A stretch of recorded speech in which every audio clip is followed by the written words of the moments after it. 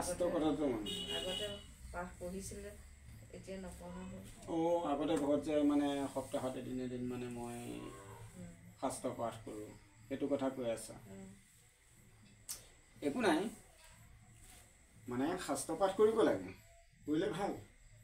উঠি অহা নৱপ্ৰজন্মৰ আদৰ্শ পায় আৰু ধৰ্মৰ যিখিনি নীতি নিয়ম বুজি পায় তেওঁলোকে, নতুতো বয়সতহে বুজি পায়, মানে কি নহ'লে মানে সৰুৰ পৰাই পাব লাগে, তেতিয়া ভাল আৰু সমাজখন ঠিকে থাকে। আৰু ঈশ্বৰৰ উপাসনা কৰিলে ভাল কথা। কিন্তু এতিয়া মানে কি আৰু হৃদয়তে যদি মই অকল ভগৱন্তক অবিৰাম চিন্তা কৰি থাকিব পাৰোঁ, প্ৰত্যেক হৃদি পদ্মত উঠোঁতে খাওঁতে শুওঁতে বহোঁতে ভগৱন্তক চিন্তা কৰি থাকিব পাৰি, তেওঁ গুণানী কীৰ্তন কৰি থাকিব পাৰি, সেইটোৱে আচল কথা। বাহ্যিক দিশটোত নেদেখুৱালেও হৃদয়তে পাৰি।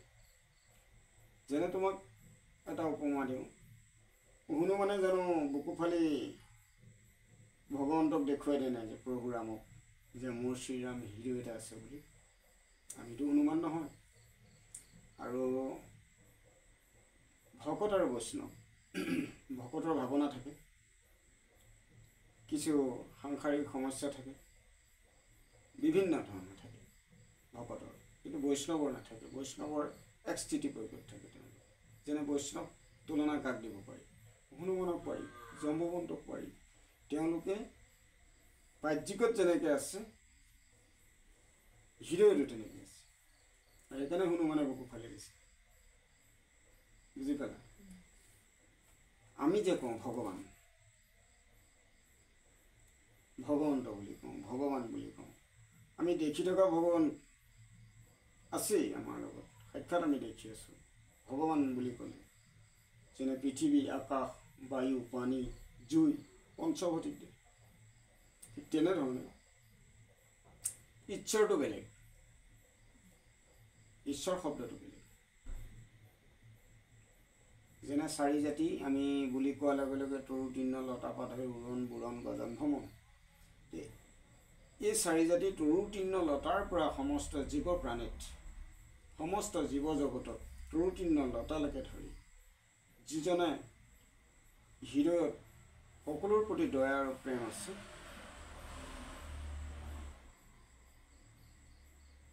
তেওঁ ঈশ্বৰক লগ পায়।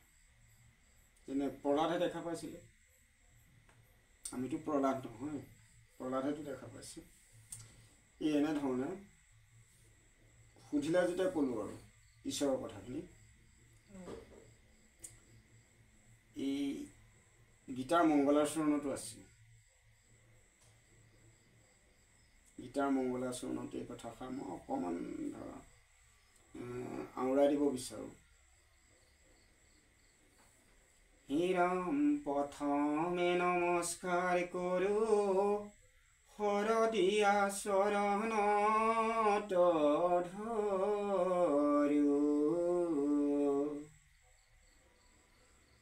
হয় পাদ পদ্মে নিস্তানাহি যাৰ,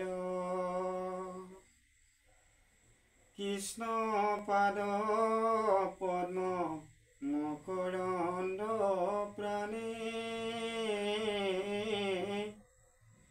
ভক্তি ভাৱে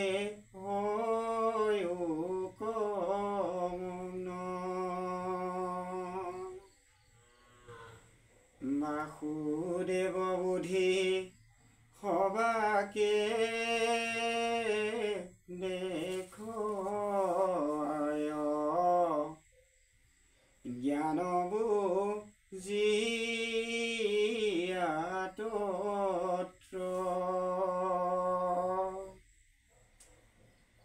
পদ্মভেশ ধৰি মহাভাগৱত,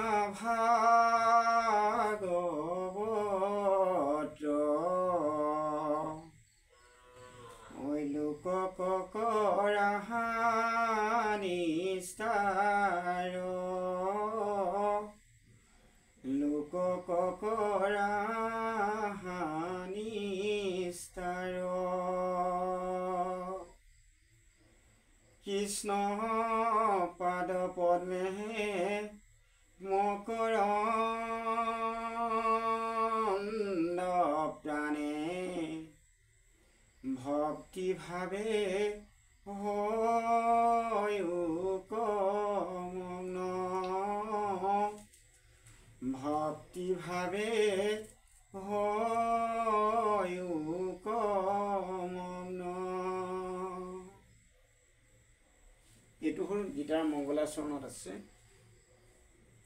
পদ্মভেশ ধৰি মহাভাগৱত লোকক কৰা অনিষ্ট। পদ্মভেশে পদ্মফুল সৌন্দৰ্য তাৎপৰ্য যিমান আছে গভীৰ, আৰু ঠিক ভাগৱতৰ সেই তত্ত্ব পদ্মভেশ বুলি কৈছে। সেইকাৰণে মংগলাচৰণত গীতাৰ পদ্মভেশ ধৰি মহাভাগৱত বুলি কৈছে। লোকক কৰা নিষ্ঠাৰক পৃথিৱীৰ মানৱ কুলৰ কাৰণে, মানৱ জাতিৰ কাৰণে, ভকত বৈষ্ণৱৰ কাৰণে এই পদ্মভেশ মহাভাগৱতে লোক নিস্তাৰ কৰিব, মানে উদ্ধাৰ কৰিব।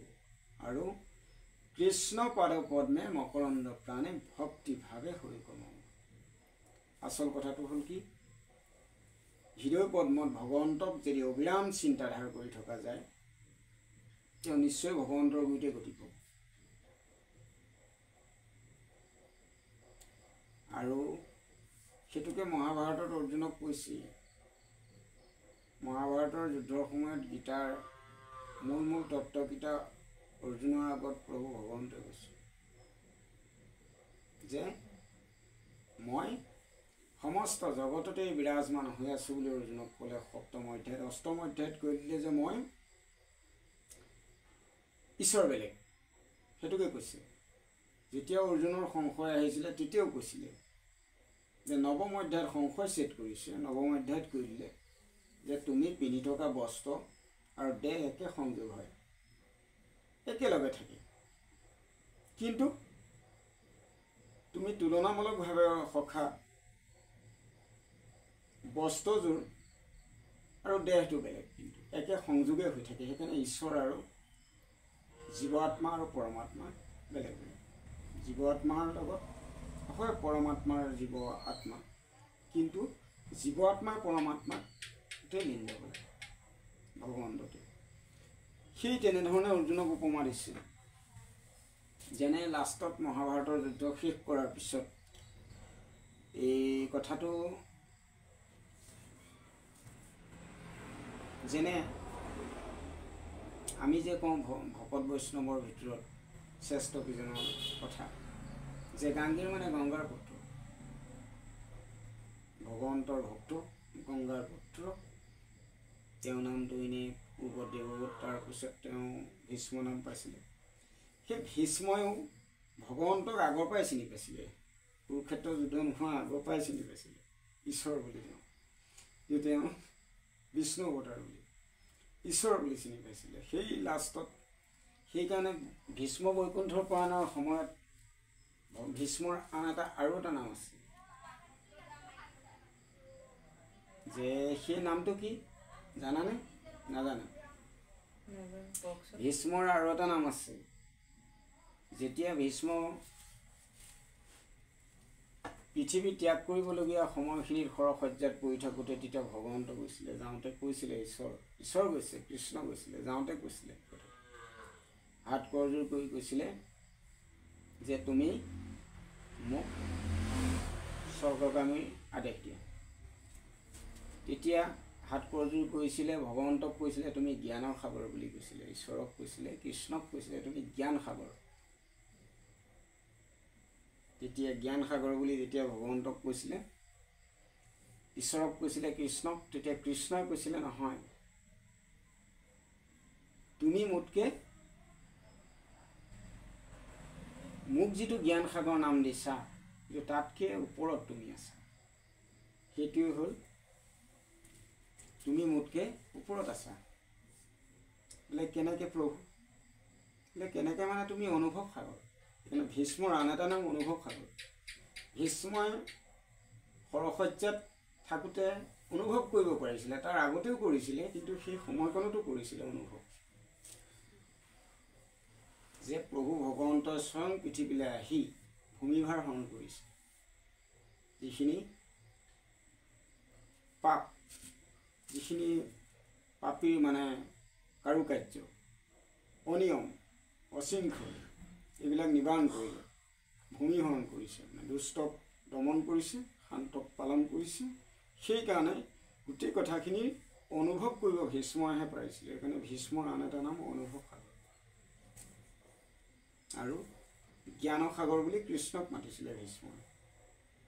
আৰু ভীষ্মক ভগৱন্তই কৈছিলে, ঈশ্বৰে, যে নহয়, তুমি অনুভৱ সাগৰ, তুমি অনুভৱ কৰি বুজি পালা।